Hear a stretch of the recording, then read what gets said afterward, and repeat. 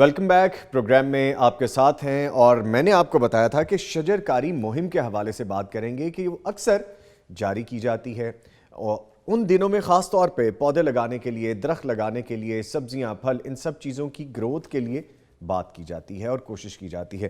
نہ صرف ایک وقت میں ہمیں اس کے بارے میں کام کرنا چاہیے، سوچنا چاہیے، بات کرنی چاہیے، بلکہ ہمیں اس پہ مستقل سوچنا ہوگا، مستقل کام کرنا ہوگا۔ شجر کاری بہت طرح سے ضروری ہے ہمارے لیے، ہماری زندگیوں پہ بہت مثبت اثرات بھی نتائج اس کے آتے ہیں، اور کیا اس کے فوائد کے ساتھ ساتھ کوئی نقصانات بھی ہیں، اور یہ کس حد تک ضروری ہے ہمارے لیے، ہماری آنے والی نسل کے لیے، ہمارے ایٹماسفیئر کے لیے، اس سب پہ بات کریں گے۔ میرے ساتھ دو معزز مہمان موجود ہوں گے۔ سب سے پہلے میں تعارف کرواؤں، ڈاکٹر نعیم حفیظ صاحب ہیں، اسلامی اسکالر ہیں۔ سر، آپ کے آنے کا بہت شکریہ، یہ ہمارے ساتھ ہوں گے جی۔ اور ان کے ساتھ ساتھ ہمیں جوائن کریں گے خضر ولی چشتی صاحب، اور ان کا جو تعارف ہے شجر دوست کے حوالے سے ان کا تعارف ہے، یہ ہمارے ساتھ آن لائن بیپر پہ موجود ہوں گے، تو ان سے بھی گفتگو کریں گے۔ سب سے پہلے ڈاکٹر صاحب، آپ کے آنے کا شکریہ۔ ہم بات کرتے ہیں جب درخت کے حوالے سے، ہم بات کرتے ہیں ماحول دوست کے حوالے سے۔ اسلام چونکہ دین فطرت ہے، اور قرآن مجید میں بارہا قدرت کے نظاروں کا بھی ذکر ہے۔ ابتدا یہاں سے کرتے ہیں، پھر ہم آگے مزید بڑھیں گے۔ الحمدللہ والصلاة والسلام علی رسول اللہ۔ شکریہ، آپ نے مجھے اس اتنے خوبصورت پروگرام کے لیے آپ نے مدعو کیا ہے۔ Player sir, player. دیکھیں، اسلام جو ہے یہ دین فطرت ہے، اور فطرت جو ہے یہ بہت ساری چیزوں پہ اللہ تعالیٰ نے اس کا فوکس کیا ہے۔ جی، انسان کا جو وجود ہے اور انسان کے لیے اللہ تعالیٰ نے جو اس کی صنائی کے مختلف مظاہر ہیں، اگر ہم ان میں غور کریں تو ہمیں یہ معلوم ہوتا ہے کہ کوئی ایک بھی چیز جب ہماری زندگی میں ہم اس کی حفاظت نہیں کر پاتے یا ہم اس کا درست استعمال نہیں کر پاتے، تو ہمیں یہ معلوم ہوتا ہے کہ وہ جو اس کے فوائد ہیں وہ ہمارے معاشرے میں حاصل نہیں ہوتے، جس وجہ سے جو اس کے فوائد قدرت نے اس کے اندر رکھے تھے، نیچر میں تھے، ہم ان فوائد سے محروم ہو جاتے ہیں۔ مثال کے طور پہ کلام پاک کی اگر مختلف آیات کو ہم دیکھیں تو اللہ تعالیٰ نے اپنی صنائی کا خاص کر اظہار کرنے کے لیے ان درختوں کا تذکرہ کیا ہے۔ مثال کے طور پہ ہم دیکھتے ہیں کہ اللہ تعالیٰ نے فرمایا هو الذی انزل من السماء ماء لکم منہ شراب ومنہ شجر فیہ تسیمون، کہ ہم تمہارے لیے آسمان سے بارش اتارتے ہیں، اور اسی میں سے پھر ہم جو ہیں وہ درختوں کو پیدا کرتے ہیں، اور جن سے تم اپنے جانوروں کو چراتے ہو۔ حضرت موسیٰ علیہ السلام کا جہاں پہ تذکرہ آتا ہے کہ جب ان سے پوچھا کہ تمہارے ہاتھ میں کیا ہے، تو انہوں نے فرمایا یہ عصا ہے، اور پھر انہوں نے اس کے دو مقاصد بیان کیے ہیں۔ وہ کہتے ہیں کہ میں اس پہ ٹیک لگاتا ہوں وَأَحُشُّ، اور وہ کہتے ہیں کہ میں اپنی بکریوں کے لیے جو چارہ ہے اور پتے میں اس سے چاڑتا ہوں۔ جنت میں بھی اللہ تعالیٰ نے اپنی اس قدرت کو، اور یہ جو درخت ہیں، شجر ہیں، اللہ تعالیٰ نے وہاں پر بھی لگائے ہوئے ہیں، جیسا کہ ہمیں حضرت آدم علیہ السلام کے تذکرے کا ملتا ہے کہ اللہ تعالیٰ نے ان کو جس بات سے منع کیا تھا وہ یہ تھی کہ لا تقربا هذه الشجرہ، اس درخت کے قریب نہ جانا۔ اور پھر اسی طرح حدیث مبارکہ میں جو آتا ہے کہ سیدنا ابراہیم علیہ السلام، اللہ کے پیارے حبیب صلی اللہ علیہ وسلم کے ارشاد گرامی ہے کہ آپ جب معراج پہ گئے تو آپ کی سیدنا ابراہیم خلیل علیہ السلام سے جب ملاقات ہوئی تو انہوں نے ایک تو یہ فرمایا کہ یہ جو جنت ہے اس کی جو مٹی ہے یہ بڑی زرخیز ہے، اور اس کا پانی بہت میٹھا ہے، مگر یہ خالی پڑی ہوئی ہے، اور اپنی امت کو جا کے اے پیارے حبیب یہ پیغام دے دیجئے کہ وہ اس جنت کی باغبانی سبحان اللہ، الحمدللہ، لا الہ الا اللہ اور اللہ اکبر کے ذریعے کریں۔ تو ان باتوں سے ہمیں یہ معلوم ہوتا ہے۔ اسی طرح جہنم کے اندر بھی ہمیں درختوں کے تذکرے کا ملتا ہے، وہ جو شجرۃ الزقوم کے جو الفاظ آتے ہیں، تو معلوم یہ ہوا کہ درخت یہ اتنی بڑی اللہ تعالیٰ کی صنائی اور اس کی قدرت کا مظاہر ہیں کہ نہ صرف اس دنیا میں اللہ تعالیٰ نے ان کا اظہار کیا ہے، بلکہ اللہ تعالیٰ نے آخرت میں بھی درخت جو ہیں وہ بالخصوص جو جنت میں ہیں۔ حدیث مبارکہ کے ایک جو وہ الفاظ ہیں کہ آپ نے جو طوبہ درخت کے بارے میں فرمایا ہے، وہ میں ناظرین کو بتانا بڑا ضروری سمجھتا ہوں کہ اللہ کے رسول نے فرمایا کہ اتنے بڑے بڑے درخت ہیں کہ اگر کوئی تیز ترین جو گھوڑا ہے اگر 100 سال تک بھی دوڑتا رہے تو ان کے سائے سے باہر نہ نکل سکے۔ سر 100 سال تک؟ 100 سال، اتنا بڑا درخت ہے؟ جی۔ اور طوبہ جو جنت میں ایک درخت جس کا تذکرہ آتا ہے، اس کے بارے میں تو اللہ کے رسول صلی اللہ علیہ وسلم سے جب دریافت کیا گیا کہ یا رسول اللہ یہ طوبہ کیا ہے، تو آپ نے فرمایا شجرۃ فی الجنہ، یہ جنت کا ایک درخت ہے، مسیرۃ مئۃ عامن، جس کی مسافت 100 سال ہے، یعنی 100 سال، اس کا بھی یہی مطلب ہے جو میں نے ابھی بیان کیا کہ 100 سال تک بھی اگر گھوڑا جو ہے وہ تیز ترین گھوڑا وہ دوڑتا رہے تو وہ اس کے سائے سے باہر نہیں نکل سکے گا۔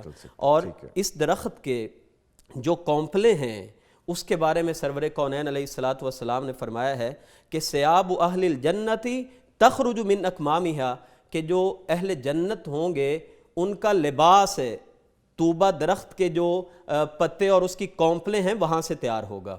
تو آپ اس سے اندازہ کر لیجئے کہ اللہ تعالیٰ نے جو ایک ایک درخت جنت میں لگایا ہے، تو ہمیں اس دنیا میں دیکھیں، گزارش یہ ہے کہ اللہ تعالیٰ نے تو ایک مظاہر فطرت میں ہمیں معلوم ہوتا ہے کہ درخت ہمیں دیکھنے کو ملتے ہیں، مگر آج کے دور میں یہ بتانا بڑا ضروری ہے کہ ہم اس نعمت کا اس طرح سے دھیان نہیں کر پائے، یا اس کو ہم محفوظ نہیں اس طرح سے کر پائے جس طرح کہ کرنا چاہیے تھا۔ مثال کے طور پہ اگر آپ دیکھیں گے تو جو میں نے اس کو سرچ کیا ہے کہ پوری دنیا میں میرا خیال ہے کہ جو کم تر جن ممالک میں جنگلات ہیں ان میں سے پاکستان بھی ایک ہے، صرف 4% اس میں جنگلات ہیں۔ انفارچونیٹلی جی، بدقسمتی ہے ہماری، اور بلکہ ہمارے جو جنگلات تھے ہم ان کا بھی اس طرح سے تحفظ نہیں کر پائے۔ آگے ہم بات کریں گے کہ کیا اس سر پہ ٹھیک ہے، ڈیفینیٹلی آگے جائیں گے، لیکن ابھی چونکہ مجھے یہاں پہ ایک اور ہمارے مہمان جوائن کر چکے ہیں، ان کو بھی لائن پہ لے لیتے ہیں۔ جناب خضر ولی چشتی صاحب ہمیں جوائن کر چکے ہیں۔ ان کا حوالہ یہ ہے جناب کہ جب ہم خضر صاحب کا نام لیتے ہیں تو ایک امپیکٹ ذہن میں آتا ہے، ایک شخصیت کا حوالہ ذہن میں آتا ہے کہ شخصیت کیسی ہیں۔ ان کو ہم نے شجر دوست کا خطاب دیا ہے، نہ صرف ہم نے بلکہ جہاں بھی پہچانے جاتے ہیں، جانے جاتے ہیں، نہ صرف پاکستان سے باہر بھی ان کو شجر دوست کہا جاتا ہے۔ میں ان کو مین ٹری کہوں گا کہ یہ خود سے ایک درخت ہے اور سایہ بھی دیتے ہیں، خوشبو بھی ہے، تناور بھی ہیں، اور ان کی شخصیت کا سب سے اہم پہلو میں آپ کو بتاتا چلوں کہ خصوصی افراد میں یہ شامل ہیں۔ میں ان لوگوں کو خاص طور پہ ایلیبریٹ کرتا ہوں کہ ان کو اللہ تعالیٰ نے کچھ خاص خصوصیات دی ہوتی ہیں جو شاید ہم لوگوں میں نہیں ہیں، مجھ میں تو کم از کم نہیں ہے، میں تو ایڈمٹ کروں گا۔ اور پھر بلیسنگ یہ ہے کہ انہوں نے کام بھی بڑا خصوصی کر کے دکھایا ہے۔ جناب 90,000 کے قریب پودے، درخت، بیل، بوٹے اور پتہ نہیں کیا کیا چیزیں، یہ سب چیزیں یہ لگا چکے ہیں، اور میسیج یہ دیتے ہیں کہ جو لوگ ایسے ہیں، جو خصوصی افراد ہیں، جو بیٹھے ہیں کہ جی ہم کچھ کر نہیں سکتے، وہ گھروں سے نکلیں، اپنا کردار ادا کریں، اور جو اللہ تعالیٰ نے ان کو صلاحیتیں عام لوگوں کی بنسبت ڈیفرنٹ دی ہیں ان کو یوٹیلائز کریں۔ تو وقت کی تاخیر کیے بغیر سر ویری وارم ویلکم خضر ولی چشتی صاحب۔ تھینک یو سو مچ سر، آپ نے مجھے اپنے پروگرام میں انوائٹ کیا، یہ میری خوش قسمتی ہے کہ میں آپ کے پروگرام میں شامل ہوا۔ آپ کی بہت محبت، آپ کے چینل کی بہت محبت۔ مور دین ویلکم سر۔ مجھے یہ بتائیں، درختوں سے پیار، انہیں لگانا، ان کی حفاظت کرنا، انہیں موسمی اثرات سے بچانا، پھر ایک علیحدہ سے آپ نے یہ شوق شروع کیا، شوق کے بعد اب نظر آتا ہے کہ پیشن بن چکا ہے، پیشن کے بعد اب یہ نظر آتا ہے کہ آپ دنیا بھر میں میسج بھی پہنچاتے ہیں۔ یہ سفر سر کہاں سے شروع ہوا، کہاں سے شوق پیدا ہوا، ذرا یہ تو بتائیں آپ۔ بچپن سے ہی محبت تھی پودوں سے، ہریالی سے۔ جیسے ہی اسپیشل بچے ہوتے ہیں وہ گھر میں ہی ہوتے ہیں، تو مجھے لگتا تھا کہ یہ سارے جو پیڑ پودے ہیں یہ میرے دوست ہیں، میں ان سے باتیں کرتا ہوں، کیونکہ میں کھیلنے کے لیے باہر نہیں جا سکتا تھا، تو جو گھر کے سین میں پودے ہی ہوتے تھے وہی میرے دوست ہوتے تھے۔ تو یہ محبت بڑھتی رہی، اور جب میں یونیورسٹی لیول میں آیا 2015 میں، تو میں نے باقاعدہ پھر شجرکاری کا اعلان کیا، آغاز کیا کہ میں اب جتنی میری لائف ہے میں اپنی ساری زندگی جو ہے پیڑ پودوں درختوں کو دیتا ہوں، اور میں ان کی ہی وکالت کروں گا، اور شجرکاری کے ساتھ ساتھ میں لوگوں کو موٹیویٹ بھی کروں گا، لوگوں کو سکھاؤں گا بھی کہ ہمیں درخت کس طرح لگانے چاہیے۔ تو 2015 سے یہ میرا سفر شروع ہوا جی۔ ٹھیک ہے، تو سر وائی ٹریز، پلانٹس، یہ کیوں شجرکاری ہی کیوں؟ اور بھی آپ کے دوست ہو سکتے تھے، اور بھی کوئی ایکٹیویٹی ہو سکتی تھی، خاص طور پہ فوکس شجرکاری پہ ہی کیوں آیا؟ کیا سبزہ پسند تھا، ہریالی دیکھ کے اچھا لگتا تھا، یا جو پودے لگتے ہیں ان پہ جو کونپلیں آتی ہیں، جو ان پہ پھول لگتے ہیں، سبزیاں ہیں، پھل ہیں، کیا چیز اٹریکٹ کرتی تھی آپ کو؟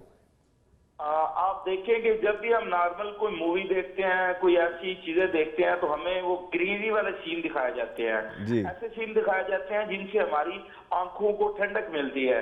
تو جب میں پودوں کے साथ आता था, पौधों के सामने आता था, पौधों के पास आता था, मुझे एक अपनापन महसूस होता था पौधों से कि ये मेरे दोस्त हैं, ये मेरे बिछड़े हुए, मेरी माँ के वो बेटे हैं जो मुझसे बिछड़े हुए हैं कई, तो मैंने इनसे मिलना है। तो ये मेरे दिल में शौक पैदा हुआ और फिर ये मोहब्बत और इश्क, ये अब इसकी कोई हद नहीं रह गई।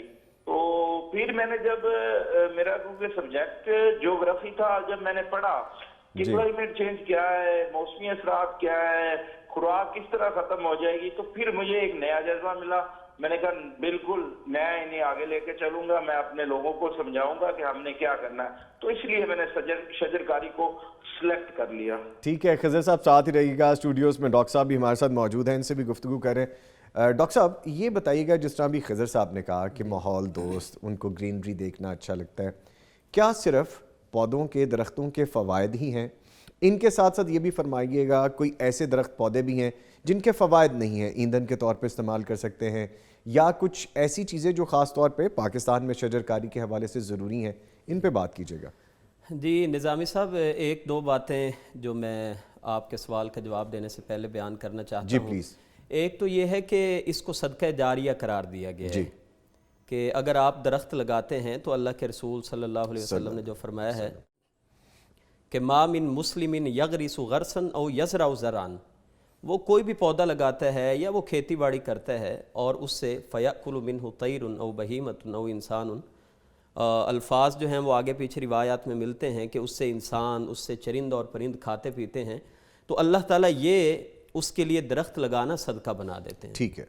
तो एक तो मैं गुजारिश करता हूँ कि जिस तरह से हम हर मामले में हर अपनी ज़िम्मेदारी भी हुक्मरानों पे डाल देते हैं या दूसरों पे डाल देते हैं, तो एक तो हमें अपनी जो ज़िम्मेदारी है वो ख़ुद अदा करनी चाहिए और हमें ये समझ के दरख्त लगाने चाहिए कि ये हमारे लिए सदका जारिया हैं। ठीक है। दूसरी सर जो गुजारिश है वो ये है कि हमारे यहाँ जो दरख्त लोग काट देते हैं या जो इस महकमे के लोग होते हैं, ये लोग चोरी कर लेते हैं। इसमें यह बताना भी ज़रूरी है कि बाज़ औक़ात कई दरख्त ऐसे होते हैं, जैसा आपने फरमाया, वो हमारे लिए मुफीद नहीं होते। जैसा कि आप जानते हैं कि ये सफ़ेदा वगैरह जो है, बल्कि उसके बारे में तो हमारी तहकीकात ये बताती हैं कि वो तो जिस इलाके में लगाया जाता है वो लगाया ही ऐसी जगह पे जाता था जहाँ पे पानी बहुत ज़्यादा होता था, तो वो सारा पानी खींच लेता है। तो हमें मुफीद जो दरख्त हैं वो उगाने चाहिए और इस तरफ तवज्जो देनी चाहिए। मैं जब कलाम पाक को देखता हूँ या जब मैं अहादीस मुबारका को देखता हूँ कि कौन से दरख्त हैं जिनका तज़किरा कुरान पाक में आता है, तो मैं इस नतीजे पे पहुँचता हूँ कि उन तमाम का कोई ना कोई फ़ायदा था जिनका तज़किरा अल्लाह ताला ने कुरान करीम में किया है। मिसाल के तौर पे वशजरतन तखरुजु मिन तूरि सैना अतंबुतु बिद्दुहन, जो जैतून के दरख्त का तज़किरा किया है, और बाज़ अहले इल्म लिखते हैं कि इसकी उम्र तो 2000 साल तक, यानी इतनी उम्र का ये दरख्त होता है। तो एक तो हमें इस तरफ तवज्जो करनी चाहिए, और इनके मुआशी, मुआशरती और इनके तिब्बी हर एतबार से इनके फ़वाइद बेशुमार हैं।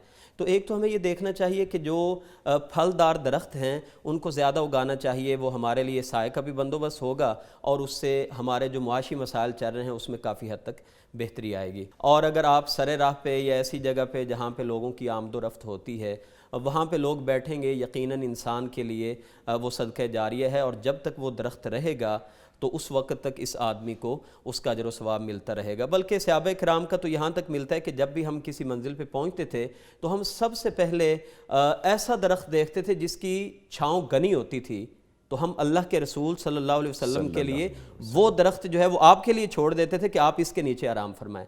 तो इससे हमें ये अंदाज़ा होता है कि हमें जो घने दरख्त हैं, जो साएदार दरख्त हैं, वो हमें उगाने चाहिए। इसी तरह कुरान पाक में जो एक तज़किरा आता है दरख्तों के बारे में, जो उसका मकसद है, वअन्तुम तज़रऊनहु अम नहनु ज़ारिऊन, यानी जो है जहाँ पे खेती बाड़ी का तज़किरा किया कि तुम खेतियों को उगाते हो या हम उगाते हैं, वहीं पे उसके बाद अल्लाह ताला ने फरमाया कि अफ़रअय्तुमुल मा अल्लज़ी तशरबून, पानी के बारे में फरमाया कि क्या ये पानी तुम उतारते हो या हम उतारते हैं। तो अल्लाह ताला ने वहाँ पे जब आग का तज़किरा किया है, अफ़रअय्तुमुन नार अल्लती तूरून, वो आग जो तुम जलाते हो, तुम शजरतहा अम नहनुल मुनशिऊन, ये दरख्त तुम पैदा करते हो या हमने किए। तो इसका मतलब है कि आज के दौर में अगरचे हमारे जदीद ज़राए आ गए, हमारे किचन में ये उस तरह से इस्तेमाल नहीं होता, अगरचे देहात में कई जगहों पे अभी भी सोर्स यही होता है। तो एक तो ये है कि ये हमारा ایندھن کے لیے اس کے بڑے فوائد ہیں۔ فی زمانہ میں یہ کہتا ہوں کہ جس انداز میں یہ ہمارے سامنے ٹیبل پڑا ہے، آپ کا فرنیچر ہے، اور آپ دیکھیے حیران انسان ہو جاتا ہے کہ ایک سال میں 83 ارب ڈالر کا جو ہے وہ اس کا بزنس ہو رہا ہے فرنیچر کا۔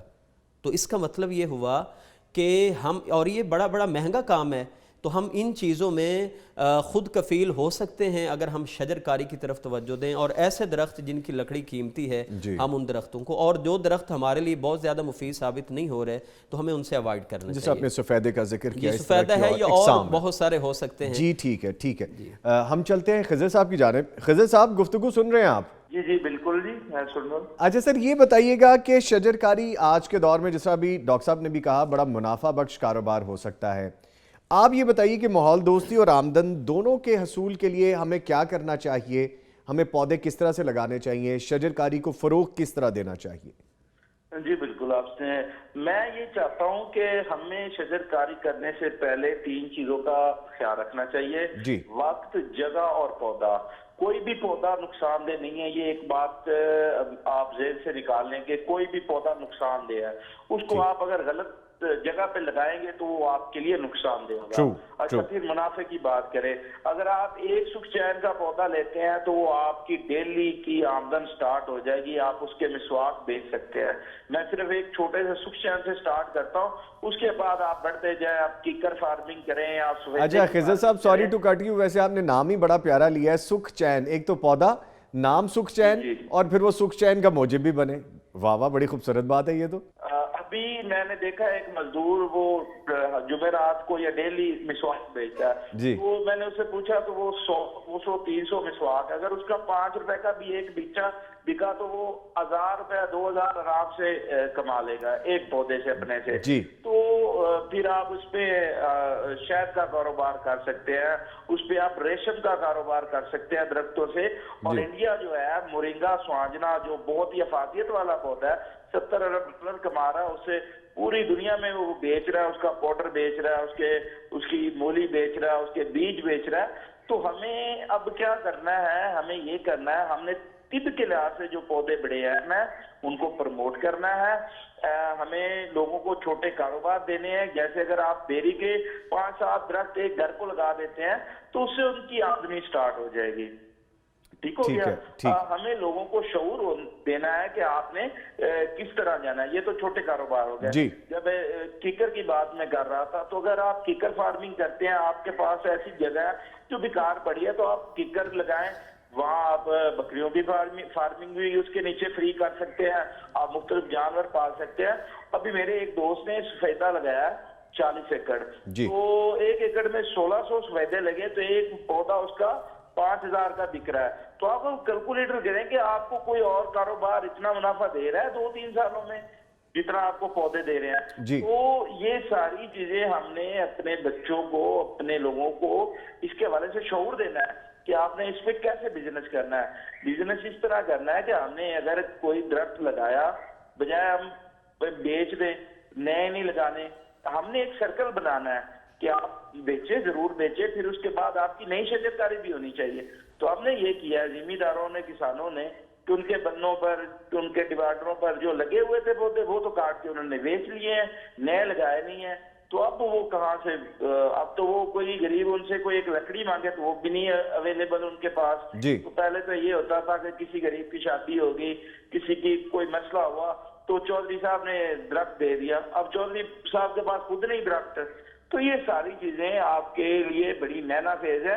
ابھی میں ایک سٹیویا کے پودے کی بات کروں گا کہ سٹیویا نے اس سال پاکستان میں بھی اچھا خاصا بزنس کیا ہے، کہ جو شوگر کے مریض ہیں وہ سٹیویا کے اگر پتے چینی میں ڈال کر پیئیں تو اس کی مٹاس یا میٹھا پن بھی پورا آئے گا، اور انہیں وہ اس کی شوگر پہ بھی اثر انداز نہیں ہوگا۔ تو ایسے پودے ہمیں پروموٹ کرنے کی ضرورت ہے، ہمیں مورنگا کو پروموٹ کرنے کی ضرورت ہے۔ اب مورنگا میں پاکستان میں بھی ماشاءاللہ بہت بزنس ہو رہا ہے، تو سٹیویا۔ اچھا سر، یہ بتائیے گا، ڈیفینیٹلی ایک لمبی لسٹ ہوگی، ایک ایسا شخص یا ایسے افراد جو گھر میں موجود ہیں، گھر بھی چھوٹا ہے اور وہ باغبانی کرنا چاہ رہے ہیں، شجر کاری کرنا چاہ رہے ہیں، ایسے پودے لگانا چاہ رہے ہیں جیسے آپ بتا رہے ہیں کہ اس طرح کے پودے لگائے جائیں تو ارننگ ہو سکتی ہے، کون سا ایریا مختص کیا جا سکتا ہے؟ گھر کی چھت کو کس طرح کور کیا جا سکتا ہے؟ کوئی چھوٹا سا ایریا ایسا جہاں پہ وہ گارڈننگ کر سکیں اور اس کے فوائد مل سکیں، سبزیوں کے حوالے سے، پھلوں کے حوالے سے، جیسا آپ ابھی فرما رہے ہیں، یہ بھی گائیڈ کریں؟ جی بالکل، ہم بلیسنگ یہ ہے کہ ہماری چھتیں جو ہے نا وہ بڑی بہترین ہیں، دنیا میں اس طرح کی چھتیں نہیں ہوتی، تو ہم اس پہ ایزیلی آپ کچن گارڈننگ کر سکتے ہیں، آرگینک گارڈننگ کر سکتے ہیں، آپ کیاریاں اوپر بنا سکتے ہیں، اور اس کی سے بڑی بات ہے کہ آپ جو گروئنگ بیگ ہے ان کا اپنا ویٹ نہیں ہوتا، اس میں جتنی آپ مٹی ڈالیں گے اس کا ہی ویٹ ہوگا، تو آپ گروئنگ بیگ کے ذریعے چیزیں اگا کے جتنی آپ کی ضرورت کی ہیں خود رکھیں، باقی آپ مارکیٹ میں بیچ سکتے ہیں۔ اب آرگینک کا یہ مطلب ہوتا ہے کہ جس چیز پہ آپ نے خاص سپرے نہیں کرنا اس کی مارکیٹ میں زیادہ ویلیو ہوتی ہے دوسری چیز سے۔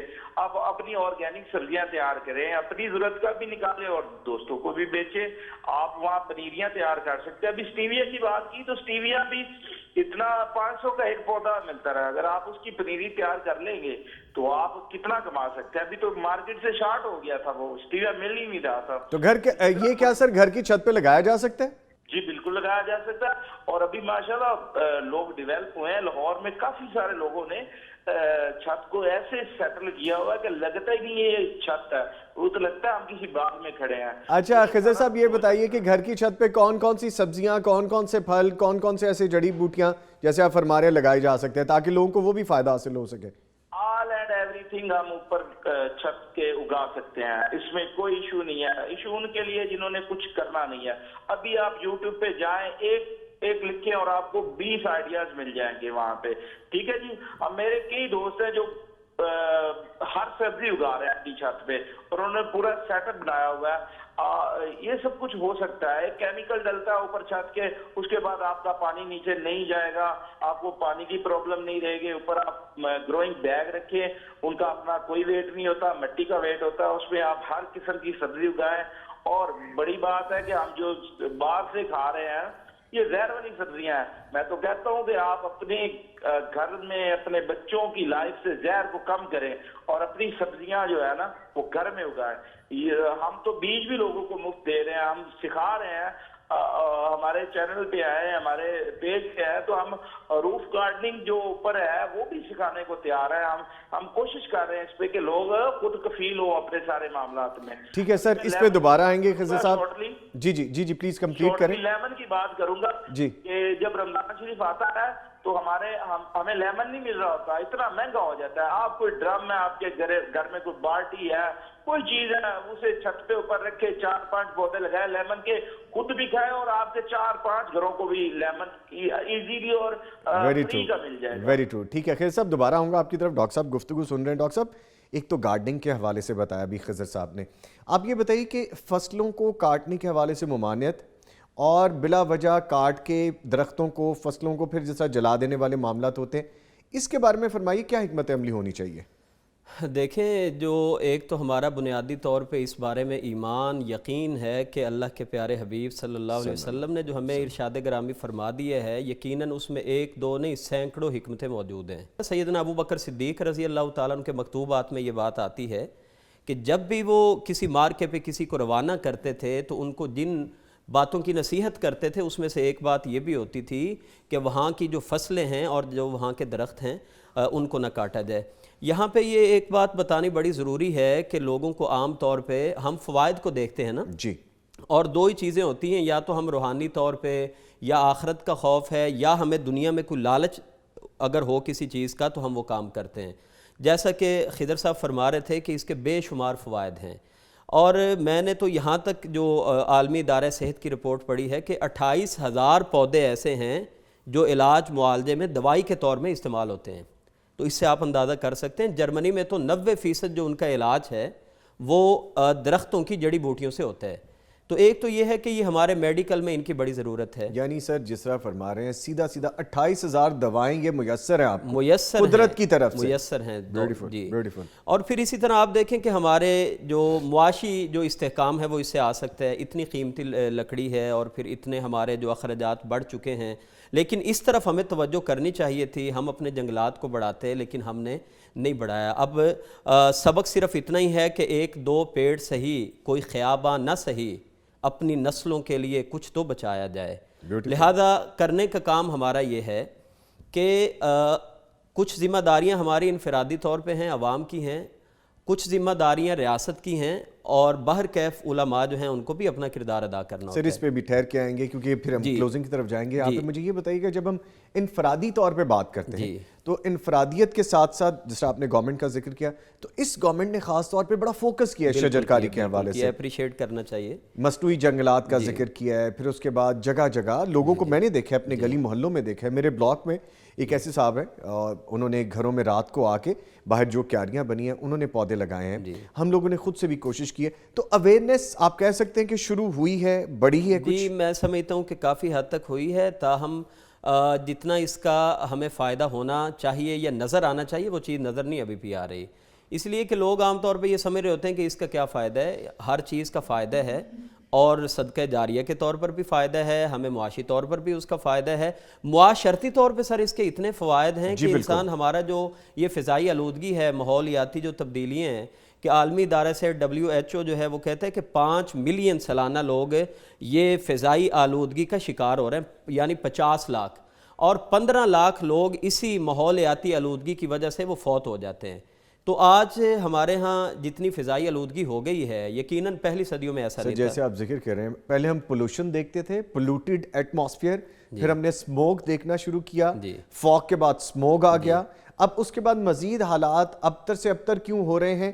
ٹریفک کا رجحان زیادہ ہے، پاپولیشن زیادہ ہے، اچھا یہ ہم لوگ سمجھتے ہیں کہ جتنی بھی یہ آلودگی ہے یہ صرف دھوئیں سے ہے، شور سے بھی ہے، نوائز سے بھی ہے، اور سارے عوامل اس میں شامل ہیں، تو سب سے اہم کردار ہمارے درخت، ہمارے پودے، ہمارے جنگلات، ان سب چیزوں کو صاف کرنے کے لیے، اس کے ساتھ ساتھ ایٹماسفیئر کو کول رکھنے کے لیے جو آندھیاں آتی ہیں، طوفان آتے ہیں، زمینی تبدیلیاں، فضائی تبدیلیاں، بارشیں ہیں، تو اس میں بڑا فائدہ مند ہو سکتا ہے یہ۔ بالکل ایسے ہے، ٹھیک ہے، اور یہ جو ہمارے روز روز مسائل بن رہے ہیں نا، بارشوں کا معاملہ ہے، روزانہ جو ہے ہمیں موسمی وبائیں جو ہیں، ہر آدمی بیمار ہے، نزلہ زکام کا مسئلہ ہے اور بخار ہو جاتے ہیں، تو اس میں ان چیزوں میں ان جو موسمیاتی بیماریاں ہیں ان سے بچنے کے لیے ہمیں یہ بڑے مفید ہیں، اس لیے کہ یہ اللہ تعالیٰ کی قدرت کا بہترین شاہکار ہیں، ان میں اللہ تعالیٰ نے حسن کے نظارے بھی بہت زیادہ رکھے ہیں، اور آپ دیکھیے کہ یہی وجہ ہے کہ جب ہم ناردرن ایریاز میں جاتے ہیں تو ہمیں جس طرح کی وہاں پہ مظاہر دیکھنے کو ملتے ہیں، اور انسان کہتا ہے کہ یہ کیا اللہ تعالیٰ کی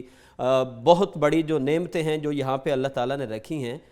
جی ڈاکٹر صاحب میں آپ کی بات کو سیکنڈ کروں گا، مجھے وہ بات یاد آ گئی کہ ہم جب ہمارے پاس ویکیشنز ہوتی ہیں ہم کوشش کرتے ہیں ہم آؤٹ سٹیشنز جائیں، آؤٹ سٹیشنز جا کے ہم کوئی وہاں کی علیحدہ دنیا نہیں دیکھنا چاہتے، ہم اللہ کی بنائی دنیا دیکھنا چاہتے ہیں جس میں پودے ہیں، پہاڑ ہیں، جنگلات ہیں، گرینری ہے، لاش گرین ایریا ہے۔ آپ نے اور میں نے ایکسپیرینس کیا ہوگا، ہم دوسروں کو سیلفیاں اپنی پکچرز بھیج رہے ہوتے ہیں، بڑی لاش گرین جگہ، اگین پودے، درخت۔ اسی وجہ سے سر کبھی گرمی جو ہے بڑھتی اس لیول پہ آ گئی ہے کہ آپ اور میں اب جس ٹائم سے گزر رہے ہیں، سردی ہم نے لمیٹڈ انجوائے کی ہے، تو یہ بھی پودوں اور درختوں کی وجہ سے۔ جی بالکل ایسا ہے، اور جب ہم ان ایریاز میں جاتے ہیں تو یقین جانے کہ بعض دفعہ تو گاڑی کھڑی کر کے آپ دیکھ رہے ہوتے ہیں کہ یہ جو درخت جس انداز میں یہاں پہ اگا ہے تو یہ بلا شبہ اس اعلیٰ اور عرفہ ذات کا کمال ہے، اور یہ اس کی نشانیوں میں سے ہے، تو اس لیے ہمیں مطلب کرنے کا کام صرف یہی ہے کہ ہم انفرادی طور پہ اپنی ذمہ داریوں کو ادا کریں، جیسے خضر صاحب فرما رہے تھے کہ ہم چھت کے اوپر 5 مرلے کا گھر ہے تو ہم بہت سارے اس میں پودے اگا سکتے ہیں، پھول ہیں، ہمارے لیے جو کچن کا سامان ہے جو روزانہ ہمارے گھر میں استعمال ہوتا ہے، وہ کافی زیادہ چیزیں ہم اپنے گھر میں شجرکاری کر سکتے ہیں۔ خضر صاحب کو دوبارہ لیتے ہیں جی لائن پہ۔ خضر صاحب آپ سن رہے ہیں نا ہماری گفتگو؟ جی سن رہا ہوں بھائی۔ اچھا سر یہ بتائیے، جیسے آپ نے کہا تھا کہ گارڈننگ آپ اپنے گھر کی روف ٹاپ پہ کر سکتے ہیں، نو میٹر کہ وہ کتنی چھوٹی ہے کتنی بڑی ہے، اگر اللہ نے آپ کو اتنی بلیسنگز کی ہوئی ہیں کہ آپ کے پاس لان یا لان یارڈ موجود ہے، یا گھر میں ایسا ایریا موجود ہے جہاں پہ آپ پورا ایک باغ بنا سکتے ہیں، گارڈننگ کر سکتے ہیں، بہت اچھی بات ہے۔ مجھے یہ بتائیے گا کہ بچوں کو، ہماری آنے والی جو نسل ہے، جو ہمارے گھروں میں ہمارے شہزادے شہزادیاں موجود ہیں، ان کو ہم کیسے سمجھا سکتے ہیں، کیسے ایجوکیٹ کر سکتے ہیں کہ وہ گارڈننگ کی طرف آئیں، ان کے فوائد کو سمجھیں، اور فیوچر میں جو چیزیں فائدہ مند ہو سکتی ہیں ان کی طرف وہ عملی طور پہ شروع ہو سکیں؟ پہلے ہمیں خود عملی طور پر کام کرنا پڑے گا۔ اب دیکھیں کہ میرے گھر میں بیٹے کی پیدائش ہوئی تو میں نے یہ ٹرینڈ سیٹ کیا کہ ہاسپٹل سے لے کر گھر تک ہر بندے کو میں نے پودے گفٹ کیے، اب اس کے بعد میرا بیٹا تھوڑا بڑا ہوا تو میں نے انہیں پہلی دفعہ اپنے اسکول میں لایا، ان سے شجرکاری کروائی۔ ابھی میں نے یہ کیا ہے کہ میرے جتنے اسٹوڈنٹ ہیں، میں ایک ٹیچر بھی ہوں، میں نے ایک کچن گارڈننگ کا پورا ایک سسٹم لا کے دیا انہیں اسکول میں، ان سے سبزیاں لگواتا ہوں، ان سے سارا کام عملی طور پہ کرواتا ہوں۔ تو وہ آپ کو ایک as a teacher, as a باپ، ایز اے بہن، ایز اے بھائی، ایز اے مدر فالو کریں گے، پھر آپ سے وہ کوشچن کریں گے۔ ظاہر سی بات ہے، بچے جو بڑھ رہے ہوتے ہیں، ان کی عمر بڑھ رہی ہوتی ہے تو ان میں بڑی صلاحیت پیدا ہو رہی ہوتی ہے، اور سوال کرنے کی سب سے اسٹرانگ ان میں صلاحیت ہوتی ہے کہ وہ آپ کے ہر کام کو پوچھیں گے۔ آپ نے یہی کرنا ہے کہ بچوں کو کمپیوٹرائز گیموں سے نکال کر اپنے ساتھ انہیں گارڈننگ میں لانا ہے، شجرکاری میں لانا ہے۔ آپ خود کریں گے عمل تو آپ کے ساتھ آپ سے سیکھ کے سارا کچھ کریں گے، اور جب آپ کسی بچے نے بیج لگایا اور وہ پودا نکل آیا یا وہ سبزی نکل آئی تو آپ اسے کہیے گا بھی یہ آپ کا ہی ہے، آپ نے اس کی کیئر کرنی ہے، تو وہ اس کی خوشی بیوٹیفل، اور ذمہ داری بیوٹیفل، انتہا ہوگی۔ بیوٹیفل۔ ابھی میں نے اپنے اسٹوڈنٹ کو پلاٹ دیے ہوئے ہیں کہ یہ بھائی آپ کا ہے، یہ ایریا آپ کا ہے، یہ 4 کلاس کا، یہ 5 کلاس کا، تو سارے بچے اس کی صفائی، اس کی گوڈی، اس کی کاٹ چھانٹ، اس کی حفاظت، پانی کی ذمہ داری ہے۔ ابھی یہ ایک ذمہ داری کی بات ہے، جیسے یہ بڑے ہوں گے تو یہ چیزیں ان کی عملی لائف میں بھی آئیں گی، یہ پھر انہیں کام آئیں گی جو یہاں سے سیکھ کے جائیں گے۔ اچھا سر، ایک چیز میرے ذہن میں آ گئی، سوری ٹو کٹ یو، کیونکہ موضوع ایسا ہے بار بار چیزیں ذہن میں آتی ہیں۔ آپ یہ بتائیے گا سر، آپ کو پتا ہوگا جب ہم باہر جاتے ہیں یورپ میں یا باہر کے ممالک کی بات کرتے ہیں تو وہاں پہ خاص طور پہ مڈ باتھ، جو کہ مٹی میں رہ کے مٹی کے اندر بچوں کو چھوڑنا، خود مٹی میں بیٹھنا، جبکہ سر ہمارا تو اللہ کے کرم سے یہ ایک کلچر بھی ہے کہ ہم مٹی میں رہتے ہیں، مٹی میں اٹھتے بیٹھتے ہیں، کچی مٹی پہ پانی لگا کے بیٹھ کے انجوائے کرتے ہیں مٹی کی خوشبو کو۔ یہ بھی ذرا الیبریٹ کیجئے، واضح کیجئے کہ کتنا فائدہ مند ہے مٹی کو ہاتھ لگانا، مٹی میں اٹھنا بیٹھنا، یہ بھی ذرا الیبریٹ کیجئے۔ سر آپ اگر مٹی کے ساتھ کھیلیں گے، آپ میں اسٹرانگ ہونے کی جو صلاحیت ہے وہ پیدا ہوگی۔ میرا ایک دوست ہے، وہ پروفیسر صاحب ہیں، وہ اپنے بچوں کو لے جاتے ہیں فارم پہ، انہیں کہتے ہیں جی کپڑے اتارو اور ایک دوسرے کے ساتھ کبڈی کھیلو، مٹی میں کھیلو۔ ابھی ہم اگر بچوں کو احساس بناتے جائیں گے، کمروں میں رکھیں گے تو ان میں قوت برداشت کی بہت کمی ہوگی، وہ کسی چیز کو برداشت نہیں کر سکیں گے، نہ گرمی کو نہ سردی کو۔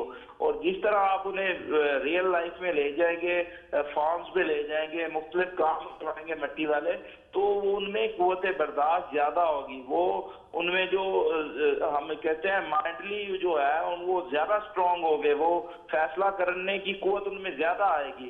تو اگر وہ اے سی روم میں اور ہیٹر روم تک ہی رہے تو وہ لیڈر نہیں بن سکتے، وہ آگے نہیں بڑھ سکتے۔ ٹھیک ہے، تو سر جیسے آپ فرما رہے تھے، یہ بتائیے کہ ہم خود کر کے دکھائیں گے بچوں کو تو پھر وہ کریں گے شجرکاری؟ جی، یہ ایک حقیقت بات ہے کہ کوئی بندہ خود نماز نہ پڑھتا اور اپنے بچے کو کہے کہ آپ نماز پڑھیں تو وہ کتنا عمل کرے گا؟ یہ تو علامہ صاحب ہمارے ساتھ بیٹھے ہیں، وہ اچھے سے بتا سکتے ہیں۔ کوئی بھی چیز ہے اگر آپ خود نہیں کر رہے اور آپ کسی کو کہیں گے تو وہ اس نے دل میں یا آپ کے پیچھے سے یہی کہنا ہے کہ یہ کون سا کر رہا ہے۔ تو اگر آپ خود پہلے عمل کریں گے، آپ کے گھر میں ایسا ماحول ہوگا تو آپ کے بچے جو شجر دوست بنیں گے، اور جو شجر دوست انسان ہوتا ہے وہ ہر چیز سے پیار کرنے والا ہوتا ہے، اس میں شدت پر پسند۔ یعنی خضر صاحب آپ اپنی بات کر رہے ہیں کیونکہ آپ شجر دوست ہیں۔ چلیں، اللہ آپ کو زندگی سے دے۔ سر ایک چیز جاتے جاتے، کیونکہ وقت بالکل اینڈ کے قریب ہے اور مجھے اس کو کمپائل بھی کرنا ہے، مجھے یہ بتائیے گا آج جو ایٹماسفیئر چل رہا ہے، جو دن چل رہے ہیں، جو موسم چل رہا ہے، اس کے حوالے سے کون سے پودے فوری طور پر لگا لینے چاہیے جو آنے والے دنوں میں فائدہ مند ہو؟ اب جو بہار آ چکی ہے، آپ ہر پودا لگا سکتے ہیں، اور شجرکاری کرنے کا سب سے بہترین ٹائم جو ہے یہ والی بہار ہے، کیونکہ اس میں پودے کو گروتھ کرنے کے لیے 7-8 منتھ مل جاتا ہے، پھر سلیپنگ سیزن شروع ہوتا ہے۔ اگر ہم اگست میں شجرکاری کرتے ہیں تو وہ سلیپنگ سیزن میں آ جاتا ہے، تو وہ اسے ٹائم تھوڑا ملتا ہے۔ تو ابھی ٹائم مس نہیں کرنا، آپ اپنے حصے کے لازمی پودے لگائیں۔ بیوٹیفل بیوٹیفل سر، ابھی لائن پہ رہی گا، کلوزنگ میں آپ کو شامل کریں گے۔ ڈاکٹر صاحب یہ بتائیے گا کہ جس طرح ابھی خضر صاحب نے کہا کہ لگانے چاہیے پودے، ہمارے جو علماء ہیں، جو دینی علماء ہیں، جو حضرات ہیں جو دین کے حوالے سے ہمیں ایجوکیٹ کرتے ہیں، شجرکاری کے حوالے سے کیا ذمہ داری بنتی ہے؟ جی، ایک تو بات یہ ہے کہ صرف اور صرف علماء کی ذمہ داری نہیں بنتی، اس لیے کہ ہمارے ہاں عام طور پہ صرف ایک ہی بات پوچھتے ہیں جی علماء کیا کر رہے ہیں، اساتذہ کیا کر رہے ہیں. اساتذہ ایگزیکٹلی. گزارش یہ ہے کہ میں جواب دینے سے پہلے ایک بنیادی بات تمہیدی یہ کہنا ضروری سمجھتا ہوں کہ ہم ہفتے کے 170 گھنٹوں میں اگر بچے کو صرف آدھا گھنٹہ جمعے کے روز بھی مسجد میں خطبہ سننے کے لیے نہیں بھیجتے تو پھر اس کو عالم دین کی بات کس طرح سے سمجھ آئے گی. ٹھیک ہے. لہذا پہلے تو ہمیں یہ چاہیے کہ اپنے بچوں کو ذرا دین کے قریب کریں. اور ہمارا مزاج تو ایسا سیٹ ہو چکا ہے کہ ہفتے بعد آنا ہے اور تب آنا ہے جب عربی خطبہ شروع ہو. تو لہذا پہلے لوگوں سے درخواست یہ ہے کہ تھوڑا سا دین کے قریب کریں، خود دین کو پڑھیں اور دین کو سمجھیں. دوسری گزارش جو آپ نے کی ہے اس میں ہماری انفرادی طور پر بھی ذمہ داری ہے، علماء کی بھی ذمہ داریاں ہیں اور پھر ریاست کی ذمہ داریوں کی بات میں بعد میں کروں گا. انفرادی ذمہ داری جو ہے وہ سب سے پہلے ہماری یہ ہے کہ ہم اس کو اپنا ٹارگٹ بنا کے جس طرح ہم باقی سارے کام کاج کر رہے ہوتے ہیں، ہم صحت کے لیے پیسہ لگا رہے ہیں، ہم ساری چیزیں گھر میں اخراجات کر رہے ہوتے ہیں، تو ہمیں ایک ٹارگٹ بنا کے ہمیں جو ہے وہ ہر آدمی کو کچھ نہ کچھ کرنا چاہیے. وہ کسی نے کہا نا کہ شکوائے ظلمت شب سے تو کہیں بہتر تھا اپنے حصے کی کوئی شمع جلائے جاتے. تو ہمارا شکوہ جو ہے نا یہ زیادہ ہوتے ہیں، ہمیں کچھ کرنا چاہیے پریکٹیکلی.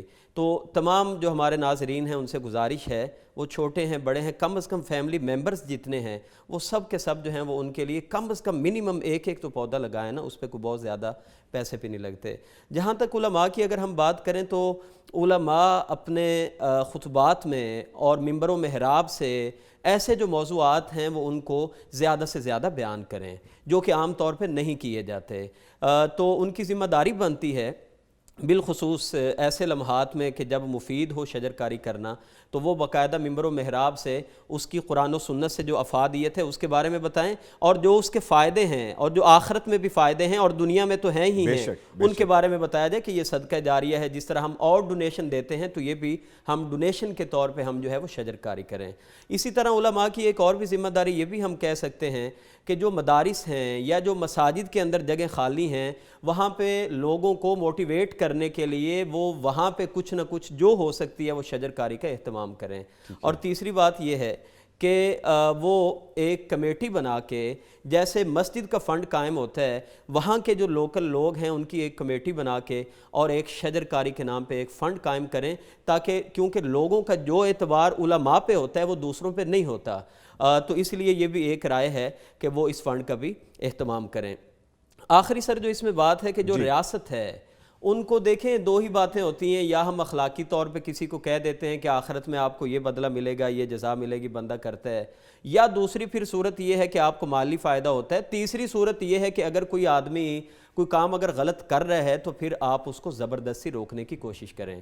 لہذا اب تک ہم یہی دیکھتے ہیں کہ ہمارے جو جنگلات ہیں یہاں تک ہمیں خبریں سننے کو ملتی ہیں، دیکھنے کو ملتی ہیں کہ خود جو اس محکمے کے افسران ہوتے ہیں انہی کے اوپر کئی وہ جو ہیں کیسز ہوتے ہیں کہ جی انہوں نے یہ جنگلات بیچ دیے.